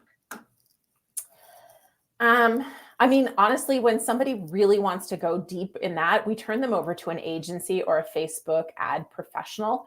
We are not, we're not an agency. I have multiple ad people that I actually work with for book launchers. As far as a KPI, as for opt-ins, I can offer what I pay as a marker, but so the piece I'm struggling with in answering this question is your back end, your cost, what you're paying on the front end is only really relevant for what you're getting on the back end from that person. And so if you're trying to sell a book and you're trying to sell that book through Facebook, you have to have a lot of margin or a bigger plan as to what you're doing, which is why series works better, right? Because if you're able to sell somebody for, let's say you're actually able to convert, your clicks are under $1, which is in very few nonfiction niches, you'll find that. And so you're actually able to convert like 25% of those, which you probably won't get that number either. Now you're like, okay, $4 for every book sold on Facebook, you have to be making at least $4 per book sold, which can be really tricky, right? Depending on what you're selling that book for.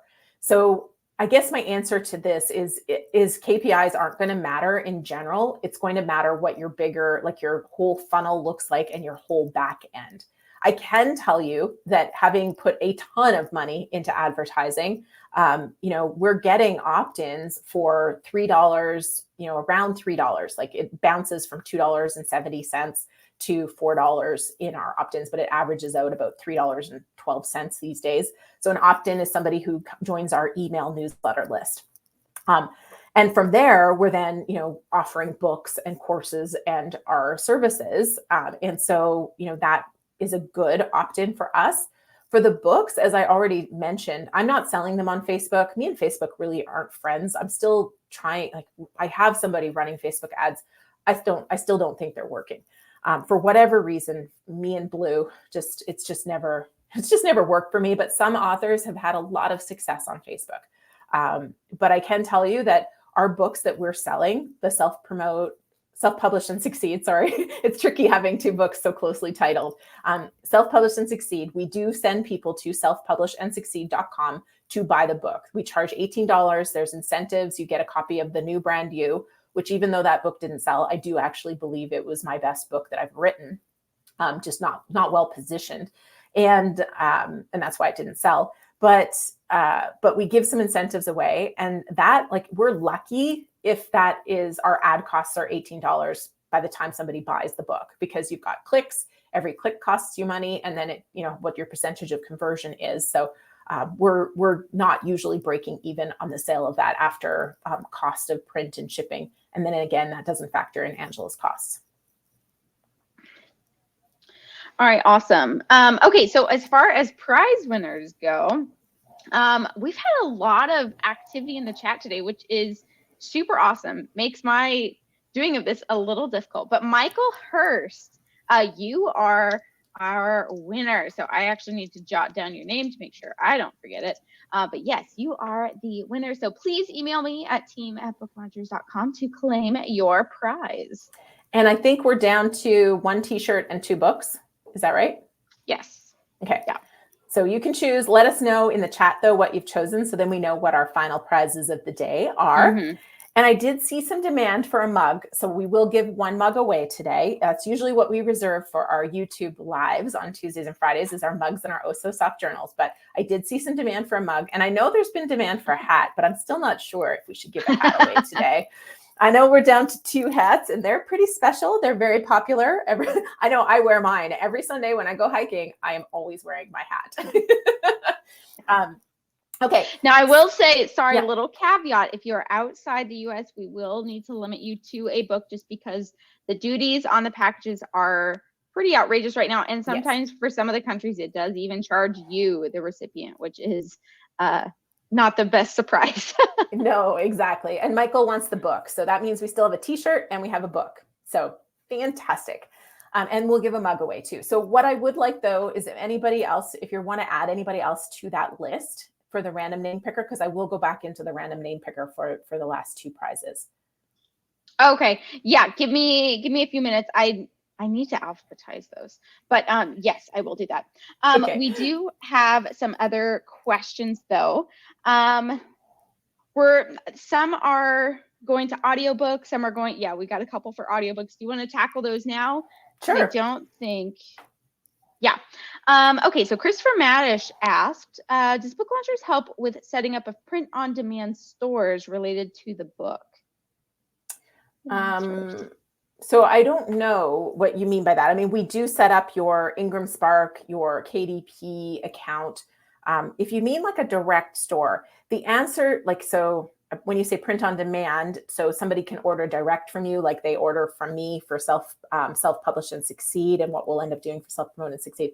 We are actually setting up stores for clients, but you have to have a way of fulfilling it. We don't have a great service. We used to use Lulu. We don't have a great service where they fulfill. What we used to do with Lulu, and sorry for those of you, I'm going into the weeds a little bit for a second. Lulu was our print-on-demand provider when we sold books direct to clients or to readers. And the order was connected through Shopify, and it would order the book on Shopify, and then it would send the order to Lulu. Lulu would print and ship the book. Lulu kept raising their print prices and their shipping prices to the point where it was costing us more than $18 per book to actually do this, especially when you added in the merchant fees for Shopify. So we had to get rid of Lulu for this. We don't have another company yet. I think there's a couple companies that should in the next year start doing this. So in between, we are setting up some of our clients with a store on our No Boring Books site. So they have their own store, and then that same setup could be used on your own website. But you have to have a way of fulfilling the back end right now. My fulfillment is Angela and her house. She graciously does all our shipping, all our swag shipping, all those things. So when you look at the stamp and you're like, how is this coming from Florida when Book Launchers is in Vegas? It is because Angela is in Florida, and all swag and shipping comes out of Florida. However, as we continue to expand our direct sales, which is where I'll be putting more and more emphasis in the coming years, obviously we will not want this to be Angela. Angela will not want this to be her. So we will be, we're constantly looking for a solution for our clients as well as for us on that. So I hope I answered your question. I'm not totally sure what the question was, but I gave you a lot of information. Awesome. Okay. I'm just going through and adding a couple other names to there. So I will send that to you again momentarily. I have it all nice and alphabetized though, so that's lovely. Okay. So Alvin had asked, so this is going back to our brief conversation about titles, subtitles. Is it a firm and solid no if there are other books with the same title? No, it's not a firm no. And I know, Angela, you're already doing a bunch of things, but after you're done those things, there's a YouTube video, which is our book title checklist video. If you can grab that link and drop it in the chat, that would be, that answers a lot of the title questions. However, The short answer is no, unless it's already a title that is in your category that's performing well. Because you really don't want it to show up, and if somebody searches for your book, you don't want them to lose interest in your book and go to the other one, or get confused as to which book they went there to buy. If it's completely irrelevant, or it's a book that has no reviews and the sales rank is in the millions, it's not selling, I wouldn't worry about it. You can dominate it. So it's really a question of making sure that you're not losing sales when somebody searches for your book title, because you can have the same title as another book. You can't copyright a title. You can trademark sometimes, but of course, the trademark process takes forever, and you may or may not actually get it approved in the end. So yes, that's the answer to that. But the video will also give you more information on that. Woohoo! Awesome. Look at you. You are a rock star. It's because the dual monitors, Julie. That's why. Okay, someday. I am sending you the lists. It's long, so prepare yourself. Cool. Okay. I will open it. Okay, and I did just post, Alvin, for your question. I did just post that YouTube link there. So that one is, yes, Tony Jacobson, dual monitors for the win. Absolutely right. You know what? When you come here, when you come here in May, or whenever we do the next in-person gathering, you can set me up. How about that? Oh dear, I might not be your IT person, but I can recommend it all day long. Maybe Shane will do it for me. That's my problem right now, is that I have a fear of setting it up at the moment. Yes. So okay. I had help when I got mine. I'll tell you that. Yeah. So that's why I haven't gone there. But the more I use StreamYard, the more I wish that I had had this happening. All right. We got more prizes, my friends. And then keep your questions coming. I am available here until noon. And then I'm going to go back into my audiobook cave and use what remains of my voice for the rest of the day to record this beautiful book for all of you. Okay. So let me share my screen so you can see the random name picker in action. And let's see here, presenting. I am on a Mac and I can use an iPad, but Michael, that also sounds scary to me. I have an iPad right beside me, and my extent of using it is to hold it up so you can see it. Okay, here we go to StreamYard. Oh no, wait, wrong thing. Stop sharing. That just gives you guys a really creepy view of all the screens on my computer that are open. Okay, there we go. Now we got the name picker. So here we go. Can't see the name picker though. Oh, you can't. Oh, nope. Thank you. Thank you for telling me. One moment. Let me try that one more time. Somebody's name, when we go back onto that screen, somebody has just won because I pressed the button. And so somebody's name is there as the winner. So here's your anticipation of who is that name? Random name picker. Where did you go? There you are. Okay. So who won? Da, da, da, da. Carol Harris. Has she won already? Yes. All of our prize winners have doubled up today. It's so funny. All of you folks, because there's a whole bunch of people, I think, watching this that have not commented. There's a lot of lurkers today. There's a lot of lurkers. So you guys are missing out on the prizes. Well, Carol, you can be Santa Claus today. You can choose someone here that has not won, if you can find someone. At this point, I don't know. Yeah, we'll see. We'll see if she can find someone. If not, it could be your lucky day. But I think there got to be somebody here who has not won. I'm confident. Carol says, I already won. Suzanne has not won. See, Suzanne's like sitting over there going, I haven't won. And Joshane, I'm not sure how to pronounce your name. And Allison, see, there you go. See, there's all these people that are going, I want to win. So there's people to choose from. All right, let's do one more draw on the random name picker. And this one, if they are in the United States, this will be a mug. Okay, this next one, as long as you're in the United States, it will be a mug.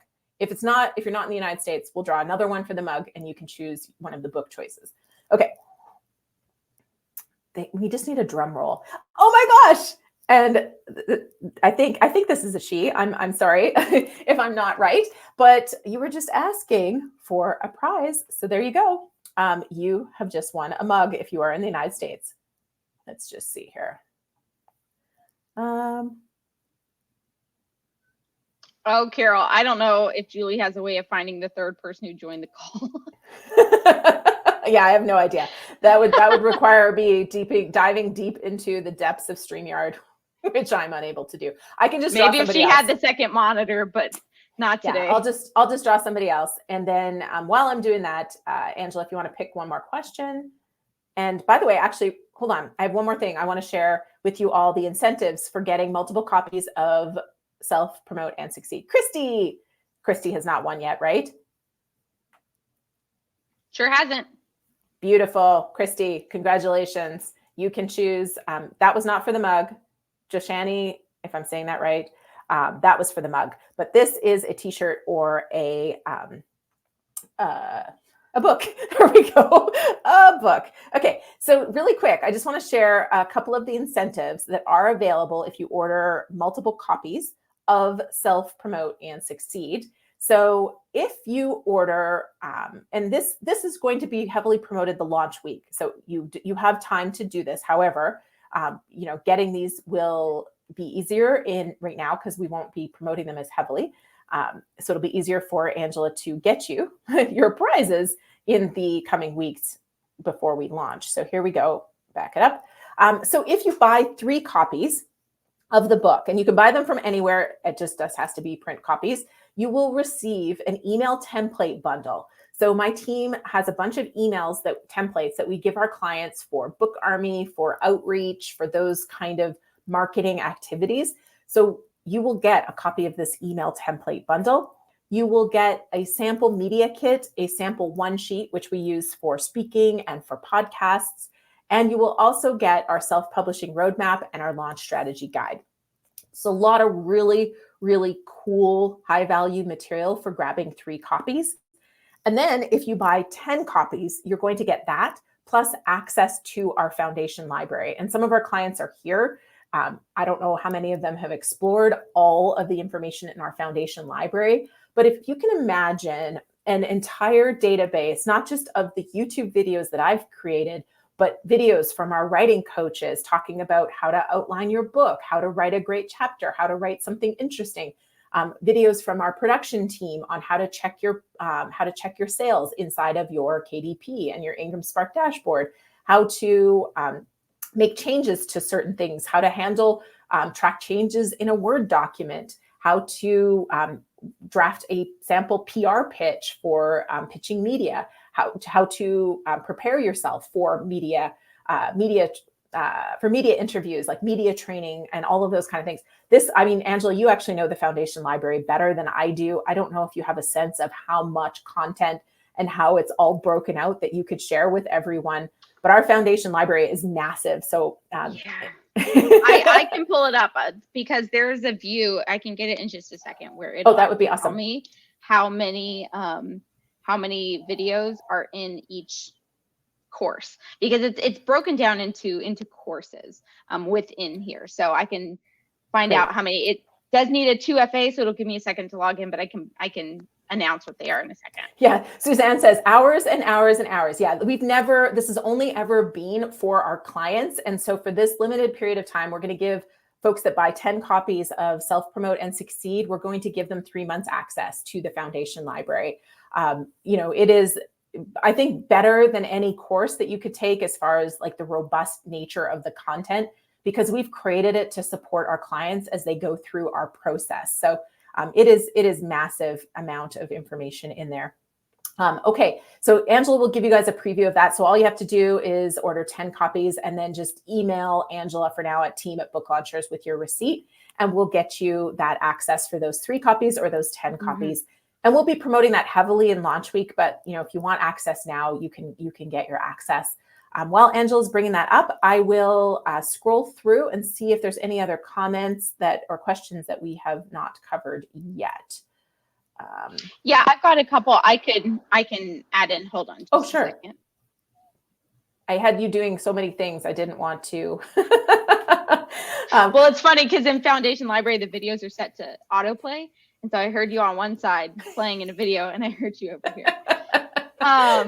Okay, so we have a couple questions about audiobooks. So Efren had asked, He admits that this is a little in the weeds, but we love Efren. Audiobook recording on GarageBand is something he's planning to do.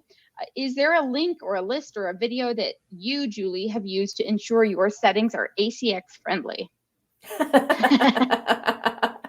I'm probably messing this all up. I am not the person to ask. So no.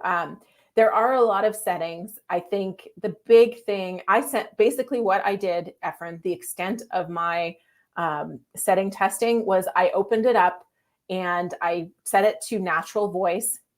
And then I played with it until it sounded normal in my ear, because there's lots of reverb, lots of like little things, and it sounds really funky when it's wrong, it's wrong. And then I sent files off to our audiobook editor and said, are these going to work? And he confirmed they would work. And so I took a screenshot of my settings and I make sure they match that every time. And so that's what I did.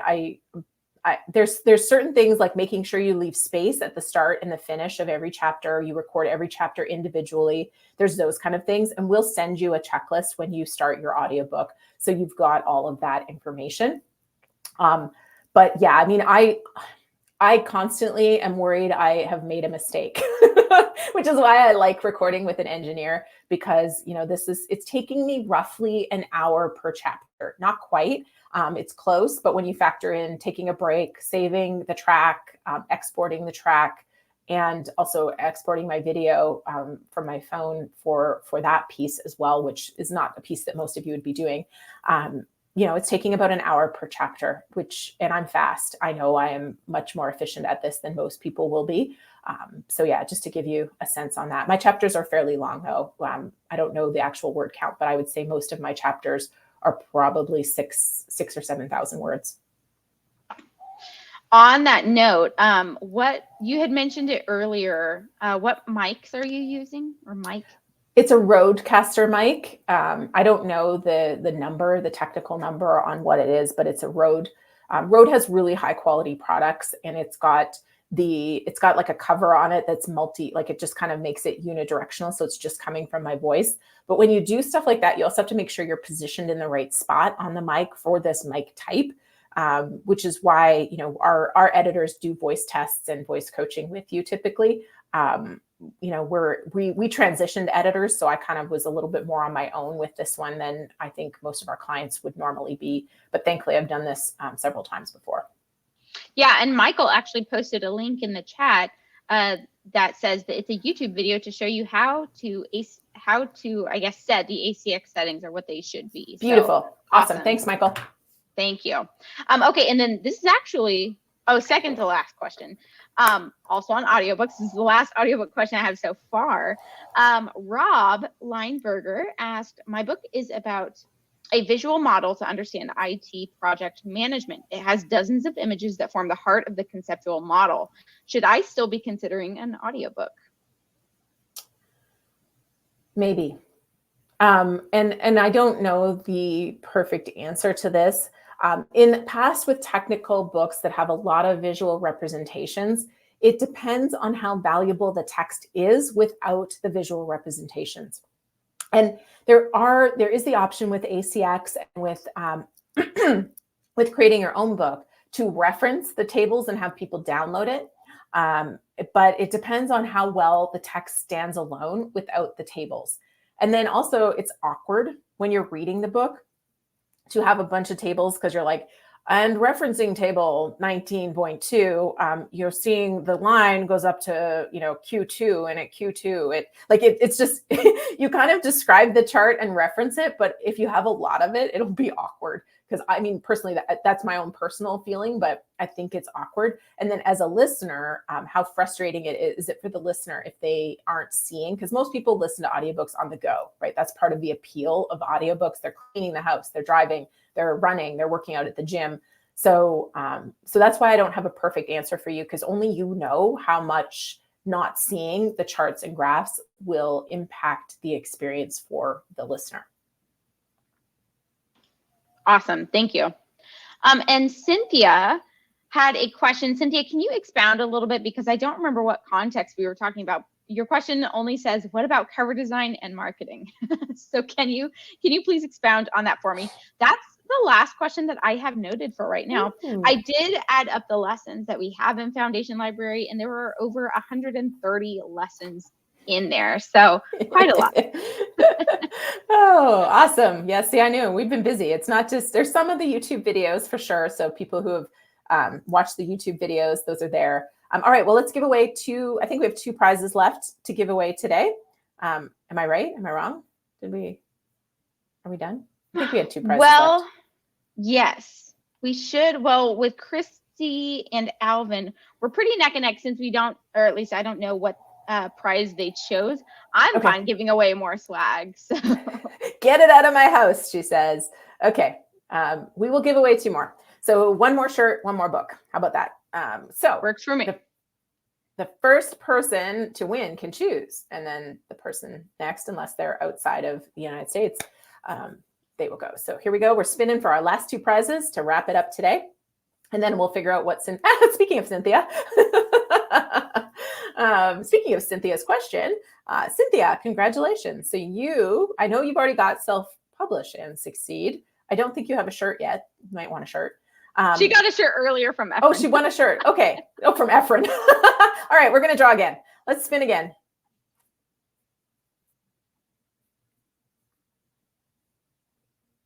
Dun, dun, dun.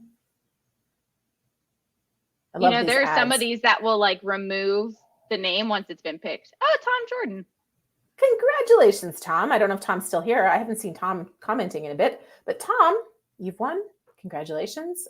You've won a shirt. And my final winner of the day,